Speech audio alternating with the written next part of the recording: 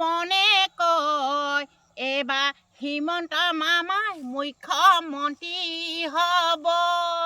মোৰ মনে কয় এবাৰ হিমন্ত মামাই মুখ্যমন্ত্ৰী পদটো পাব। আপোনালোকৰ মনে কি কয়? কমেণ্ট বক্স খোলা আছে, কমেণ্ট কৰিব। মোৰ মনে কয় এবাৰ হিমন্ত মামাই বিধানসভাত জিকি মুখ্যমন্ত্ৰী পদটি পাব। আপোনালোকৰ মনে কি কয়?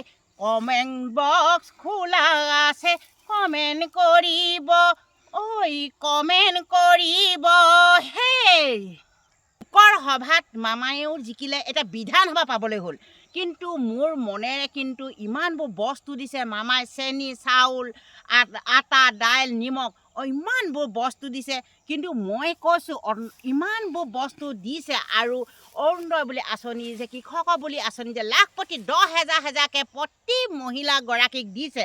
কিন্তু সেই গতিকে কৈছোঁ মোৰ মনে কয় সেইকাৰণে এইবাৰ বিধানসভাত জিকি মুখ্যমন্ত্ৰী পদটো হিমন্ত মামাই পাব। আপোনালোকৰ মনে কোন জিকে কথা কমেণ্ট বক্স খোলা আছে, মই কৈছোঁ কমেণ্ট কৰিবলৈ কৈছোঁ। কিন্তু মোৰ মনে কয় এইবাৰ মুখ্যমন্ত্ৰী পদটো আকৌ জিকিব মামাই পাব। সেইটো কাৰণে আপোনালোকক কৈছোঁ আপোনালোকে কমেণ্ট কৰিব দেই। মোৰ মনেৰে কিন্তু মামাই জিকিব আৰু কৈছোঁ চেতনা।